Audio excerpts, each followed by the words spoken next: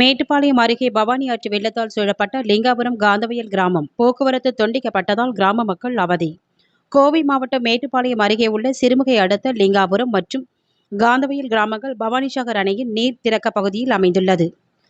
தற்பொழுது பெய்து வந்த தென்மேற்கு பருவமழை காரணமாக பில்லூர் அணை நிரம்பி அதன் உபரி நீர் பவானி ஆற்றில் திறக்கப்பட்டதால் பவானிசாகர் அணையும் வேகமாக நிரம்பி வருகிறது. இதன் காரணமாக பவானிசாகர் அணை தற்பொழுது 95 அடியை எட்டியுள்ள நிலையில் பவானிசாகர் நீர்த்தேக்க பகுதியில் அமைந்துள்ள லிங்காபுரம் காந்தபையில் உள்ள பகுதியில் தண்ணீர் தேங்கி கிராம மக்கள் பயன்படுத்தி வந்த சாலைகளிலும் தண்ணீர் சொந்துள்ளது. மேலும் அந்த பகுதியில் பயிரிடப்பட்டிருந்த ஆயிரக்கணக்கான வாழை மரங்கள் தண்ணீரில் மூழ்கி உள்ளன. குறிப்பாக லிங்காபுரம் காந்தவயலை இணைக்கக்கூடிய சாலை இன்று தண்ணீரில் மூழ்கியது. இதனால் அந்த கிராமங்களுக்கு இடையிலான போக்குவரத்து முற்றிலும் முடங்கியுள்ளது. காந்தவயல், மொக்கே, மேடு, உளியூர், ஆலூர் போன்ற கிராம மக்கள் லிங்காபுரத்தை கடந்துதான் நகர பகுதிக்கு வர முடியும். தற்பொழுது தண்ணீர் சாலையில் சூழ்ந்துள்ளதால் அந்த பகுதியில் வர முடியாத நிலைக்கு தள்ளப்பட்டுள்ளனர். மேலும் ஏற்கனவே இந்த பகுதியில் உள்ள பாலம் தண்ணீரில் மூழ்குவதால் உயர்மட்ட பாலம் கட்டும் பணியும் நடைபெற்று வரும் நிலையில் அதற்கான மேற்கொண்ட பணிகளின் காரணமாகவும் பவானிசாகர் 100 அடியை எட்டிய பொழுது வரக்கூடிய தண்ணீர் தற்பொழுது 95 அடியிலேயே சாலையை மூழ்கடிக்கும் அளவிற்கு தேங்கிவிட்டதாக கூறப்படுகிறது. இதனால் தங்களின் இயல்பு வாழ்க்கை பாதிக்கப்பட்டுள்ள நிலையில் அந்த கிராம மக்கள் தற்காலிகமாக லாரிகளில் மண் எடுத்து வந்து சாலையை உயர்படுத்தும் பணியில் ஈடுபட்டு வருகின்றனர்.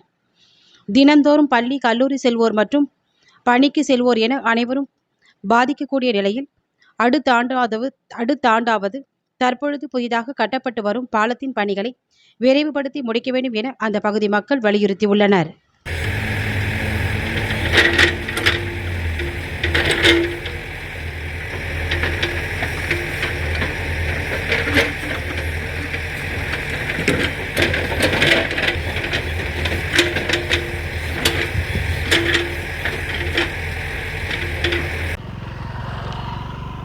என் பேர் திருமூர்த்திங்க.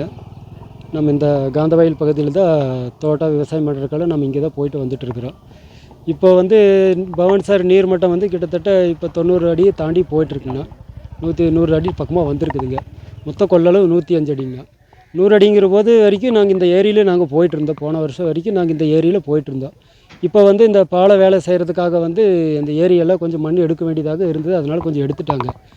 இப்போ என்ன ஆச்சுன்னா 90 அடிங்கிற போதே நாங்கள் எங்கள் ஊருக்கு அந்த பக்கம் இருக்கிற காந்தவயல், மேலூர் பகுதியில் இருக்கிற மக்கள் போக முடியாத சூழ்நிலை வந்துடுச்சு.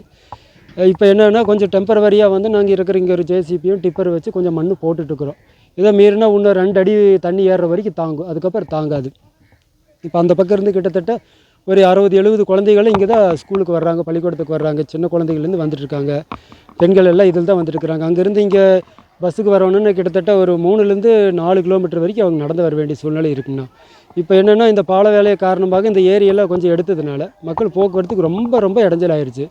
இது என்னென்னா நம்ம முதலமைச்சருடைய ஞாபகத்துக்கு கொண்டு போகிறது என்னென்னா அடுத்த வருஷமாவது அடுத்த தண்ணி இறங்குற பீரியட்லையாவது கொஞ்சம் விரைந்து இந்த பாலத்தை முடிச்சு கொடுத்தா இங்கே இருக்கிற பெண்களுக்கோ குழந்தைகளுக்கோ இருக்கிற போக்குவரத்துக்கோ இந்த விவசாய பயிர்களை அறுவடை பண்ணி கொண்டு வரதுக்கு ரொம்ப சிரமம். இப்போல்லாம் பரிசெல்லாம் எடுத்துகிட்டு வரோம். கிட்டத்தட்ட 1 கிலோமீட்டர் பரிசல்லையே நாங்கள் அந்த விளைபொருட்களெல்லாம் எடுத்துகிட்டு வண்டியில் ஏற்ற வேண்டியது இருக்குது. குழந்தைகளுக்கு கூட 1 கிலோமீட்டருக்கு மேலே தான் கிட்டத்தட்ட பரிசல் வர வேண்டியது இருக்குது. இப்போ ஏதோ போட்டு அரேஞ்ச் பண்ணி கொடுத்துருக்குறாங்க. பஞ்சாயத்து போர்டில் ஏதோ பரிசல் கொஞ்சம் அரேஞ்ச் பண்ணி கொடுத்துருக்குறாங்க. இருந்தாலும் இது போக்குவரத்துக்கு எப்பவும் போல் சிரமம் தானே. அதனால் நம்ம அரசாங்கத்துக்கு நாங்கள் கவனத்துக்கு கொண்டு போகிறது என்னென்னா அடுத்த வருஷமாவது இந்த பாலத்தை கொஞ்சம் விரைந்து முடித்து கொடுத்தா ரொம்ப சௌகரியமாக இருக்குன்னு சொல்லி நாங்கள் வேண்டி கேட்டுக்கிறோங்கண்ணா.